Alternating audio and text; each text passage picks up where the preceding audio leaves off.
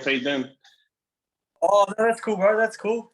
Yeah, I just put a little post up today, man. Just about I've had a few people reach out about the whole mindset part, and bro, it's pretty interesting to think that it's probably something that a lot of players don't really think about until it's like they're there. You know what I mean?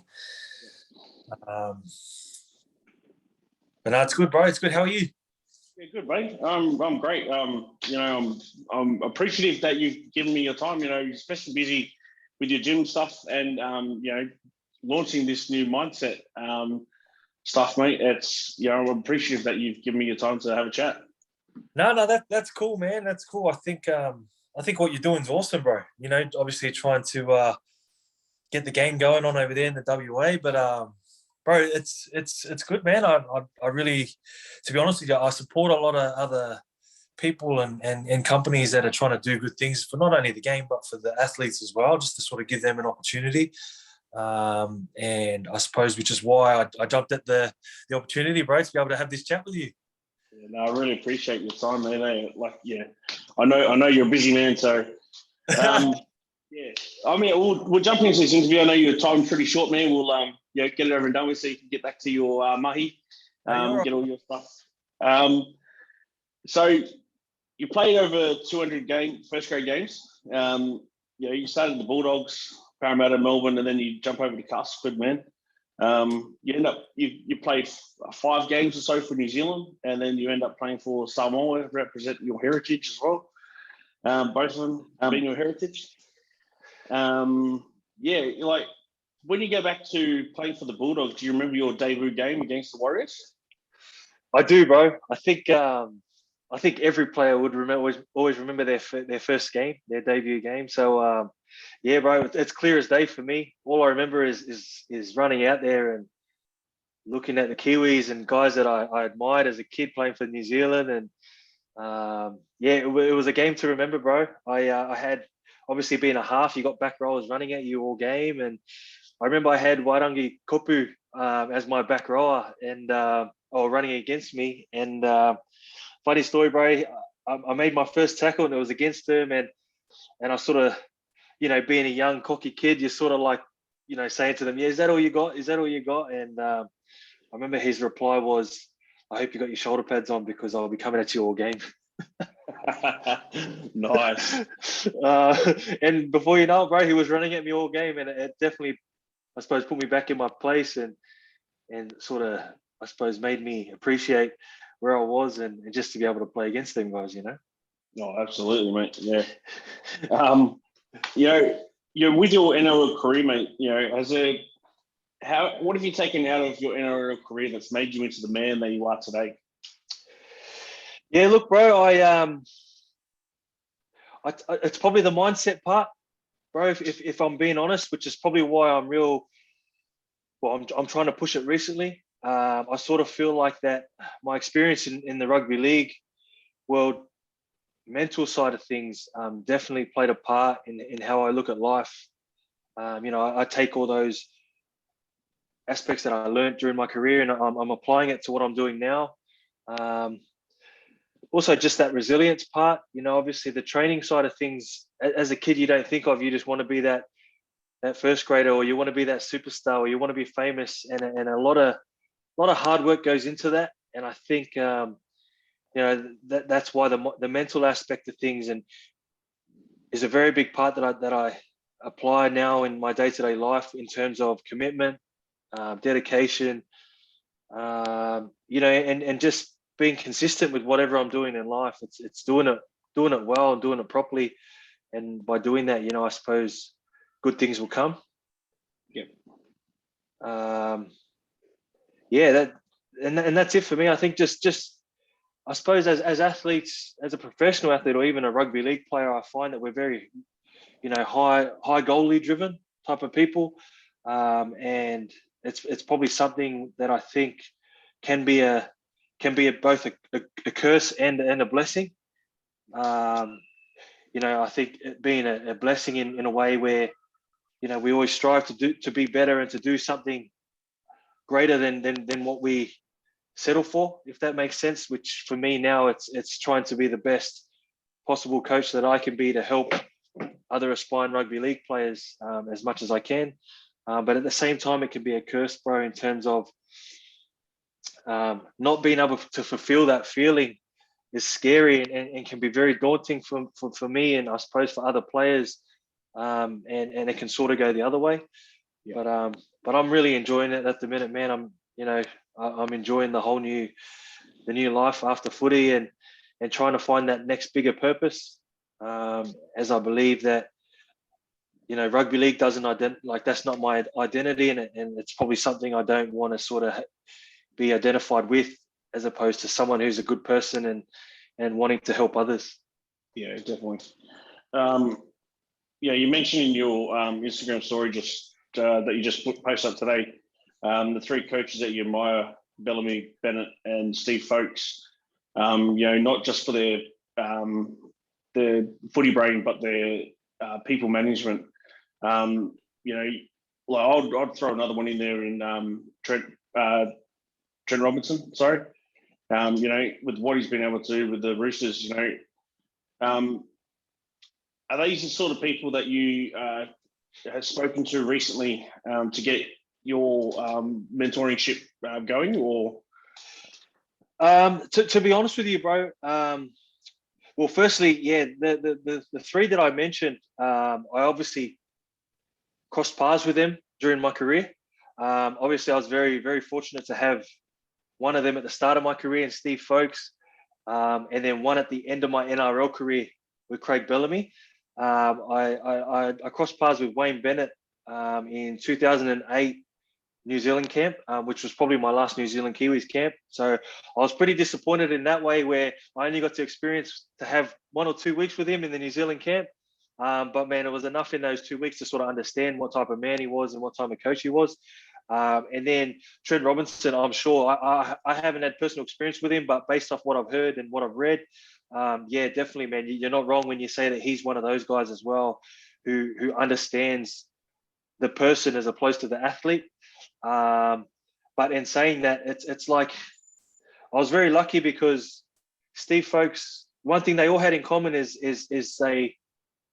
I got to know them on a personal level, and I found that, well, obviously with Steve Folkes being my first NRL coach, he brought the best out of me in terms of me believing in myself and understanding my potential.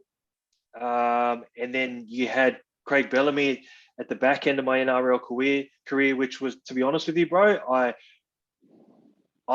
felt like I was ready to leave the game at that stage because I had lost interest in it. So it's, I was very fortunate to have that experience with Craig Bellamy for that 2014 season, because I found the love and the passion to be able to, I suppose, want more and to love the game again, and to sort of understand that I hadn't reached my full potential and I had more to offer, which is why in the end I ended up going over to England with that mindset, as opposed to originally I was actually supposed to leave the NRL to go over to Japanese rugby, bro. So I was actually literally over rugby league, and like I mentioned in that post, I was over the whole, being under the scope in Australia of rugby league and dealing with the pressures, and I thought the idea to escape that and go to Japanese rugby was going to be the answer, but I'm glad that it worked out the way it did in terms of me getting to, because I was actually supposed to go to Japanese rugby in 2014, but it fell through, so I ended up signing with Melbourne Storm. So it was kind of like a blessing in disguise, where I was able to find both belief in myself and my ability, but also in the love of the game as well. Yeah, awesome. No, that's exactly what you need, mate. Coming, at that struggle point, you need someone to just flick a switch and be able to turn it around with you, mate. So yeah, it's great that you were able to do that. Yeah, man. Sorry, bro, just to cut you off. Sorry, but it's definitely a very, I suppose, it means a lot to me to try and, I suppose, push this side of the game because of that. Because like I said, my head wasn't in the game anymore, and that's probably something I didn't tell a lot of people. I haven't told a lot of people, bro. So the fact that I wanted to sort of get out of the game of rugby league and go overseas and try something else, and then obviously getting the opportunity to work with Craig and you know, the big three, as they say, in Cooper Cronk, Cameron Smith, and Billy Slater, it definitely, I suppose, put things into perspective on how to look at the game and how to look at yourself as a person, but as a player as well. So that's probably the biggest take that I took from playing at Melbourne. And I pretty much carry that on as well through right up until today, if that makes sense. Yep. No, that's beautiful, man. You know, and it's great to see that they were able to, you know, just being in that environment was able to, you know, change your mindset. You know, and it sort of goes into another question that I've got. Like, it's, you know, with a low point in your life and all that sort of stuff, you know, with advice to people that are going through a low point of depression, having the right environment around you sort of helps you, well, in my opinion, is it helps you get out of it, helps you get through it. Have you got any advice, any extra advice, I guess, for people that are going through a low point in their life? Yeah, look, like I love the fact that you're basing it around life instead of just rugby league, because that's the key right there for me, or was the key for me. And I'm finding even for other retirees, it's like rugby league isn't shouldn't be your whole life. You know, it's only one aspect of life, and I suppose, again, learning it from that 1 year at Melbourne, and then sort of, you know, growing closer with my faith in you know, Lord Jesus Christ. It kind of, you got to kind of have more of a broader mindset and an open mindset, and understanding that you know, there's more to life than just sport. And I think that's a key to performance. You know, when you look at I suppose when you're down, as an example in life, like you said, the circle of friends that you're around, maybe that's probably a thing to look at in terms of who are you hanging around, what type of people are you hanging around? You know, are they helping you grow, or, you know, helping you learn? You know, I think no one should ever feel like they've learnt enough or they know enough. And I sort of feel like by doing that, you're actually challenging yourself to grow as a person, and you'll find that, you know, those low points that you're having, it could be just a thing where you're just stale. You're just gone stale. You're not growing anymore as a person, or, you know, you need that help, or you need that group of people around you to sort of bring the best out in you. But also to realize that, talk to someone. You know, there's always someone there to talk to, and there's people there to listen. For me, I sort of feel like it's that part in terms of, having a bigger mindset and wanting to grow and expand that mind will always help with you growing as a person. And you'll find that, you know, I suppose your view on life will change. You know, it becomes a challenge, but one that you should enjoy, because that's what life's all about. Is, you know, without having challenges, I don't think you grow as a person. And so rather than look at it as a negative, try and look at it in a positive light. And there's always someone worse off than yourself. You know, like, yeah, you might be going through tough times, but so someone else. And it's like, you know, once you get through those tough times, it's, you know, you'll look back and be proud of what you've done and succeed and achieved. Yeah. Yeah, absolutely, mate. Absolutely. You know, completely agree. I mean, I've gone through a depression myself, and, you know, always had in the back of my mind, you know, there's always someone out there that's got it worse than me. So, you know, it made me smile, you know, not in their misery, but the fact that I don't have it that bad. Yeah, and it's kind of like, as they say, take it day by day.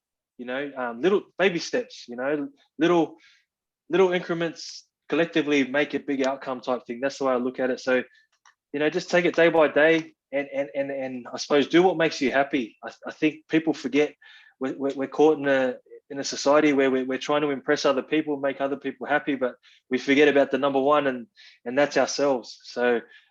For me, you know, for example, if I don't train as much as I do, I know I'm not going to be happy. And if I'm not happy, then, you know, it reflects on my kids and my wife. And, you know, and I don't want that. You know, it shouldn't be up to them to try and make me happy. It should be me making them happy. That's the way I look at it. So number one person is always yourself, and do what makes you happy. And then, you know, you can sort of share that with everyone else. Yeah, absolutely, mate. Completely agree with that, buddy. Jump back into a bit of footy, mate. Yeah, 2006, you get to represent New Zealand. You only play a handful of games, but about 2008, you get to represent Samoa. You play a few more games for them than you do for New Zealand. How was it representing both your parents' cultures? It was beautiful, man. I was very blessed. I was very blessed. Like you mentioned, I'd only played a handful of games for New Zealand. And to be honest with you, it can either be a curse or a blessing. And for me, I got to represent New Zealand after playing only 3 games or something. I got to play my first New Zealand representative game after 3 games in the NRL, and yeah, it was good. But I also felt like it was a bit of a curse because I took it for granted. Yeah, that's the only issue I have with representing New Zealand. I was only young, so, and it happened so quick that I didn't really soak it in, or I don't feel like I made the most of my opportunity. But in saying that, I'm very grateful that I got to still do that, and and then go on to represent Samoa. It was definitely a blessing, as well, as I got to sort of connect with my heritage a lot more than what I was at that current stage. Obviously, being born and bred in Australia, I suppose all I had in terms of connection with Samoa was my family ties and what they sort of brought with the culture and how we did things as Samoans. That was as close as I got. So to be able to represent them and go back a handful of times and experience, the real living life of a Samoan, it made me appreciate not only being a Samoan, but appreciate what I had in life at the time as well. Yeah, absolutely. Yeah, I bet it would, mate. And representing that Samoan culture. I've talked to a few people that have represented New Zealand and Samoa, and they, not that they don't hold New Zealand as high regard, but because that Samoa is that little country, the little brother to New Zealand. Yeah, they love it, and it sort of feels more to them. Yeah, well, to be honest with you, bro, on a rugby league spectrum, it's probably definitely 100% an honor to play for New Zealand, But as I suppose as a Samoan, it was definitely, I hold it in high regards. In high regards. Sorry, playing for Samoa as well. Yeah, so yeah, definitely. When you were a kid, mate, did you have someone that you that inspired you, an idol maybe? And what about them inspired you? Yeah, look, I had 2 idols. Obviously, one being my father, and the other one being my older brother. I never really had any first grade idol as far as wanting to play first grade. My dad, obviously, being a big rugby league fan, and I think he was, because we were in Australia and rugby league being the #1 sport, it's kind of why we sort of steered to rugby league as opposed to rugby union, because he does love his rugby union just as much, but obviously it wasn't, I suppose, more popular sport over here. So, he got us into that. And him being my idol, I think being because he was such a hard worker, his work ethic, to provide for his family, and just the and like you would know, brother, like our people, like that's all they know is how to work hard, whether it be in sport or in the work life itself. So for me, I idolized him in that perspective, with his work ethic to just work hard and provide for his family. Something that I'll always take with me with that side of things. But then my brother, when it comes to rugby league, because he was a different build to me. He was a front rower, so just his toughness and the fact that he had no fear when it came to playing rugby league sort of taught me to always, I suppose, back myself and back my ability and what I'm blessed with. And obviously, being Islanders and Islander people, we strive on that physical side of the game, and for me as a young kid, I wasn't that big, so I didn't, which is probably why my dad sort of said, yeah, you could go into the halves because you don't have to do the hard running and the tackling. So I think just I suppose seeing the physical side of him being so tough, it made me more confident in the fact that I've got that in me. It's just not physically showing, if that makes sense. No, I get that.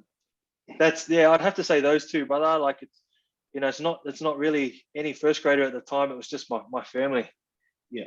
No, that's a perfect answer. You know, I wasn't specifically looking for a first grade that player. It was just someone in your life that inspired you, and you know, your brother and your dad being those two people. You know, that's what people want to hear. You know, because that's, you know, everyone's got their sports idols and stuff that they look up to, but the people that inspire people the most are usually close family members, close friends, or you know, and that's what drives people. That's how people get to games, how these families survive and everything else. So yeah, that's exactly the answer I was looking for, man. Oh well, I'm going to jump back into your mentorship. You know, I'm just trying to split up the questions so it's not just the same sort of stuff. Cool, brother. Yeah. So with your mentorship, mate, you're trying to mentor these aspiring NRL players, maybe not just NRL players, but aspiring sports athletes trying to get to the top level, whatever sport it is. Mm-hmm. What made you think about doing this? I know you've got your gym stuff. Yeah. But what made you go, I guess, after X amount of years being out of the game and doing your gym stuff, that you've gone, well, maybe I need to get into the mentoring stuff? Well, the gym side of things, I've always enjoyed training. You know, from a young age, I've always loved training. So I sort of felt like for me, that's probably one of the benefits that I had is training for me. I enjoyed, where some players don't like training, you know, but I've always enjoyed it. So it was always natural for me to, once I finished, I always knew that I wanted to be in and around that type of stuff. So whether it be me keeping myself fit or helping other players as well. So the reason why I got into it is it all stems back to, I think, my family, bro. I always refer back to my family and where and you know, where we come from, and just helping others. One thing that really resonates with me growing up as a kid too was my grandfather, who was a boxing coach. You know, so looking back and what he did, you know, he used to coach kids off, like, and his philosophy and reason for doing that was to get kids off the street. So, you know, he would be at the local PCYC training all the local kids and wouldn't be charging them. You know, he'd be paying the PCYC out of his own pocket, just so these kids, you know, I suppose had an escape from staying on the street, or an opportunity to be able to succeed in a sport. You know, so that always resonated with me and has always stuck with me, the fact that he would do that out of his own time, to help other kids. And it was, you know, and a lot of those kids now have turned into rugby league players, you know, like, just to name a few, like Darren Hayne and Kristen Inu, like, you know, they were all my little brother's age, but they would all come in to do boxing training just so they stayed off the street. You know, and I suppose I want to do what my grandfather did and help other kids, you know, give them the best opportunity to not only get ahead in life, but to get ahead in whatever it is that they want to achieve. And I suppose I'm in a position where I've walked the path of playing rugby league, which is why I probably focus more on rugby league players. But you're right in a way where any athlete can get something out of this, because it's mindset is in sport altogether, and plays a part in every sport. So you know, you just got to look at the current sports stars and how much they talk about mindset and how much of a part it plays in their respective game or sport. So for me, it was kind of like I was training these guys, because I've been training a lot of NRL and, you know, aspiring players for the last 2 years since I finished. But I didn't feel like I was sort of giving them everything that I had to offer. Yeah. You know, like that, I was helping them prepare physically, but I still wasn't fulfilled with what I was doing. You know how I mentioned to you about how, you know, we were highly driven. So it's like I didn't feel like I was fulfilling that void by just helping them train and prepare for the sport. I sort of felt like there was more that I had to offer as a ex-rugby league player or an ex-professional athlete. So I I feel like this mentorship program is say that the icing on the cake when it comes to anyone can physically train and prepare themselves to the best of their ability, but whether you have the right mindset, that can determine whether you play first grade or you don't, or you have a good career out of it. Because like I mentioned in my previous post that you just were talking about earlier, I speak about the pressures, like, people don't understand the pressure that comes with being a professional athlete from day to day. And I think it's worse off now than it was when I was playing, because, you got social media that you got to deal with now. You got the internet that you got to deal with now. So I mentioned earlier about how religion plays a big part in my life now and the back end of my career. And it made me understand that there's more to life than just sport. And I think if these players can understand it, because at the moment, I don't expect them to understand that because they're only kids, right? They're young. So rugby league's everything to them, which is understandable. I was in that position. And it's kind of like, because I've walked that life and walked that path that these guys want to go on, there are things that they got to take into account. And that's, like I said, the pressure of the game, the thing that we call the roller coaster. So, you're going to have your ups and downs during your career, whether you're going to be selected in a team, you're not, you're going to miss out on selection, or you're going to have to deal with adversity when it comes to, you may not get a hit along with your head coach, or you might not get a contract, or, it's those kind of, I suppose, situations that athletes have got to deal with that people don't realize. And it plays a part mentally on you just as much physically, Yeah. I know a lot of these clubs these days have got sports psychologists and all this sort of stuff. And your stuff is similar but different to that. With your own career and the teammates that you were involved with, do you sort of wish that you had something like you're doing now when you were playing? 100%, 100%. And that's why I want to do it. Because I sort of feel like, look, like I said to you, I don't regret nothing I did in my career. I don't regret any of it. Yeah, because like you said, at the end of the day, it made me the person who I am today.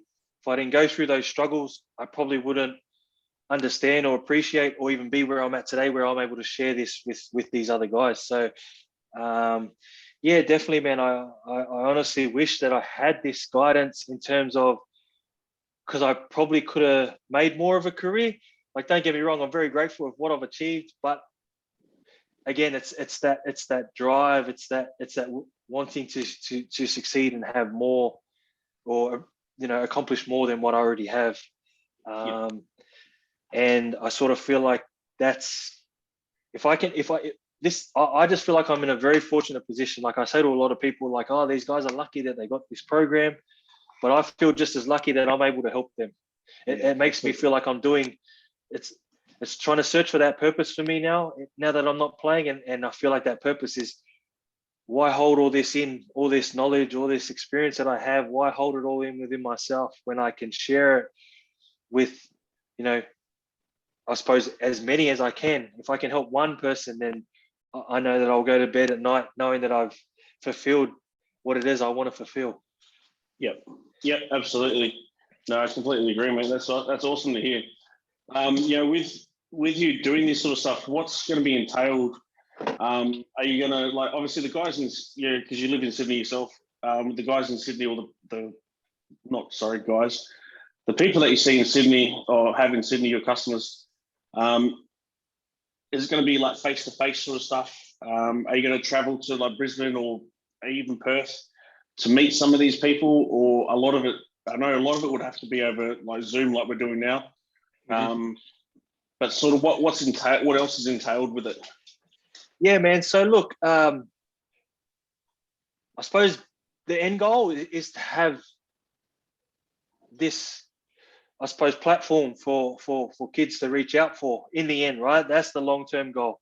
At the moment, because of the situation that we're in, the reason why I wanted to go online with this is because I was able to scale it and I was able to reach out to those kids that probably don't have this opportunity to be able to work with someone like this, if that makes sense. So at the minute, bro, how it entails is I haven't quite worked out the number of athletes I want to work with. But in saying that, I don't want to. It's not about quantity for me. It's about quality. Yep. Okay. I sort of feel like if I'm working with too many people, then I can't give my full focus on those athletes. Whereas if I'm working with a certain amount, it means that I can actually give them what it is that they need, if that makes sense. So the program, pretty much an overview of it, probably about 15 to 20 max. But in saying that, so I'm looking at doing monthly group chat, right, where we do an overview of mindset stuff.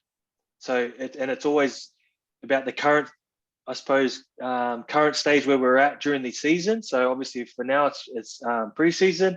So our next monthly chat will be about preseason mindset, because obviously, again, this is something that these guys that haven't experienced it before, is mindset has got to change every part of the year, if that makes sense. So, going in for preseason mindset, and that being, all right, what we do here is going to reflect our in-season performance. So we need to start, you know what I mean? Just little things like that. So it's trying to teach them how to think about these situations, and I suppose to look at a positive side of it, because a lot of players don't like preseason, right? So for me, it's about teaching them, all right, well, let's not worry about that, because we know it's going to be hard.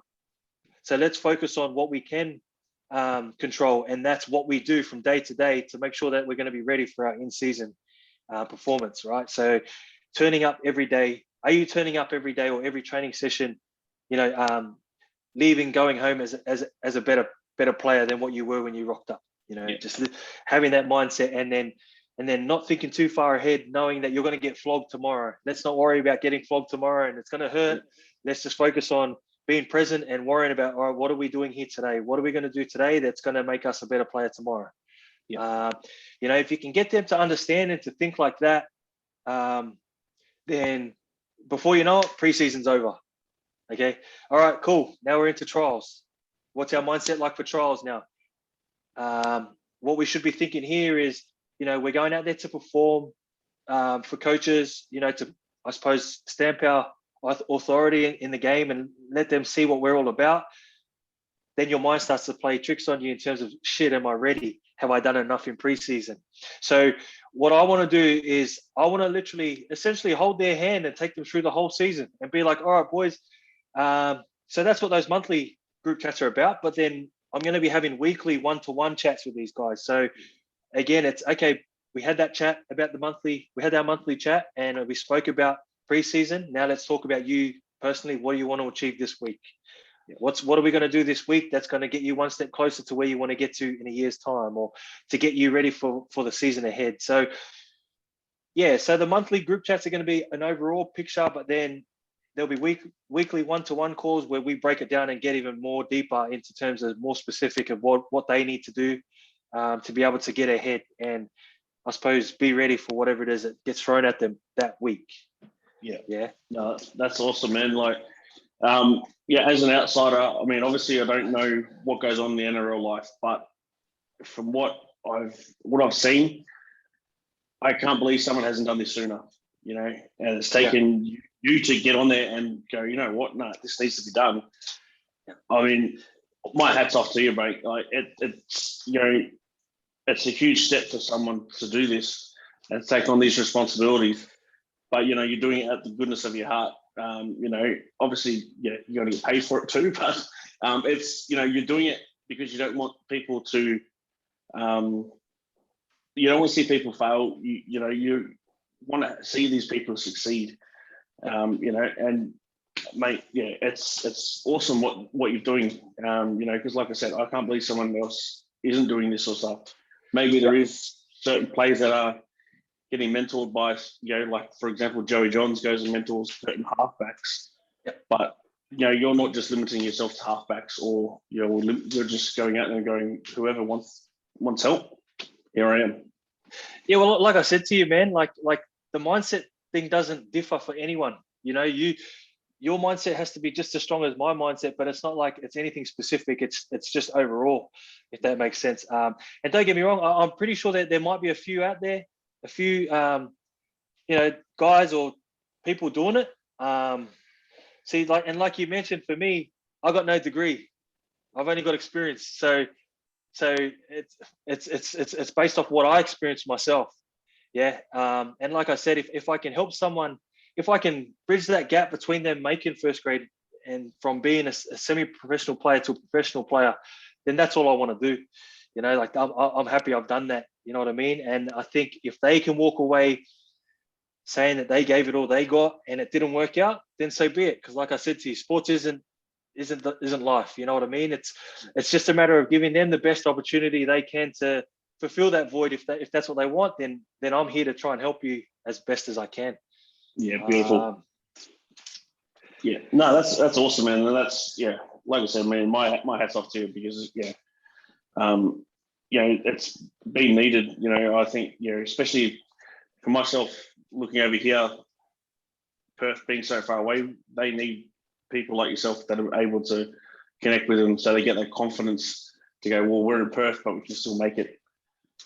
And not only that too, brother, you got to understand too. I think it's just as important for me to do this because I reckon over 60% of the game now are all Polynesians, Islanders. You know, and you know yourself, we're very humble people, and I think that in itself too can be a blessing and a curse. You know, we're very respectful. We respect other people, but I think to be successful at sport, you have to understand that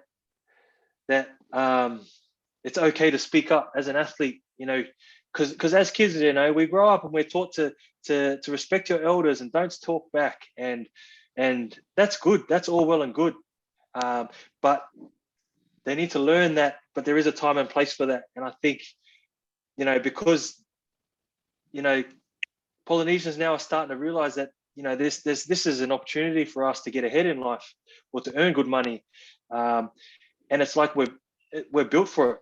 We're built for the game, you know. So it's kind of like, for me, it's just as important because Polynesians, it's hard to explain, but we're drawn to each other. It's a lot easier for a Polynesian to speak to another Polynesian as opposed to speaking to an Australian or any other background person. And it's got nothing to do with race or anything like that. It's just, we're just naturally drawn to our people. So the fact that there's so many now playing the game and so many aspiring to play, it's just as important that you know, ex-players like myself are doing this, I think. Yeah, bro. So no, I completely agree, mate. Yeah, you're absolutely right.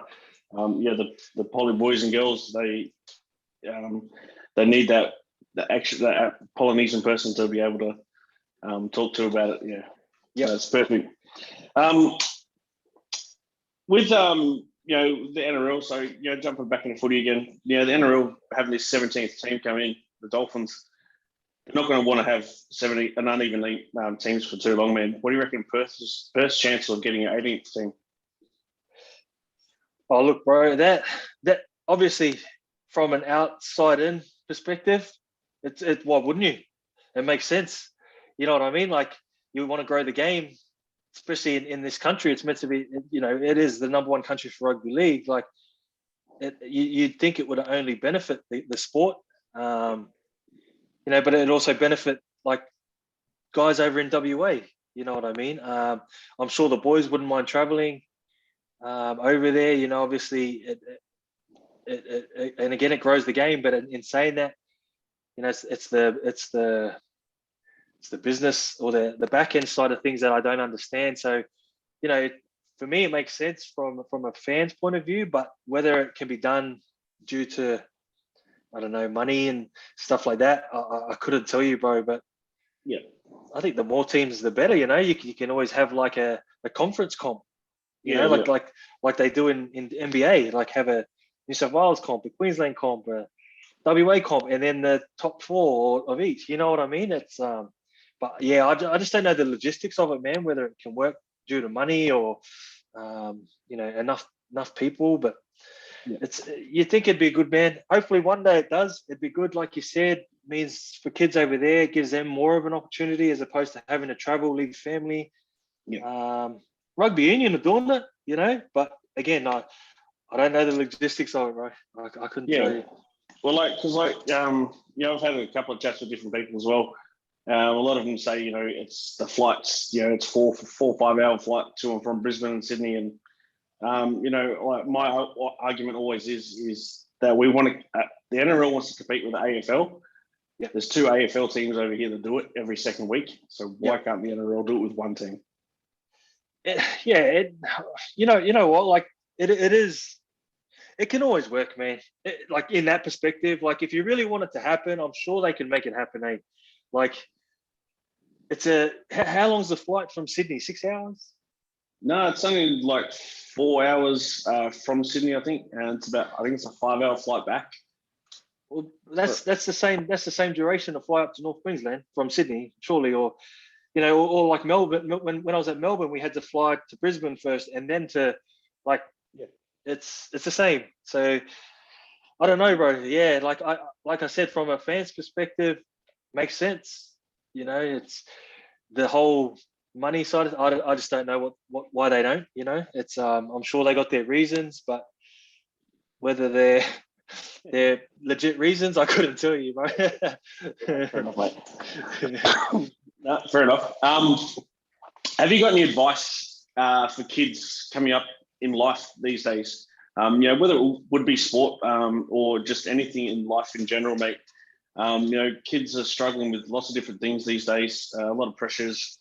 Have you got any advice for them? Just in general, I'd have to say, like you said, find yourself a good role model. Find yourself a good group of friends that are a good influence on you and challenge you to be a good people, like to be a good person. I think if you can do that, you'll find that the best version of yourself will come out. And I think it then will be a matter of you helping someone else. It's something that I'm learning now in life after football is try and find people that push you to be better. If you're happy just to be in and around people because they make you feel comfortable and you can be yourself, that's good in a way, but I just sort of feel like we need to be challenged, and I feel like you get the best out of yourself and the best version of yourself when you're challenged and you're uncomfortable, trying to, you know what I mean? And for young kids, like, enjoy life. I wasn't the smartest kid at school, but one thing I do when I look back on it, you miss school once school's done. You wish you were back there. I wasn't a big fan of school, but now I wish I was back there. It's so, and just don't take life serious. I think if you enjoy life, and I suppose if your intentions are good, good will always come back to you. Yeah. No, that's beautiful, mate. Absolutely perfect advice. Just to finish off, mate, where can we find this mentorship, mate? When I know you're releasing it in a couple of days, you're giving all the details in a couple of days. Yeah. Where can people find it? Yeah, so I've got a website they can go on, benefitperformance.com. It's with an I instead of an E, so it's spelled BENI with a dash fit, performance.com. There's a bit of information on that, but also there's a link in my bio on Instagram that I have at the minute where people can just click on, and then it'll take them straight to the information and what's involved in it. And then if they can always reach out to me on social media, as I get a few people just reaching out there, they might not see it or whatever.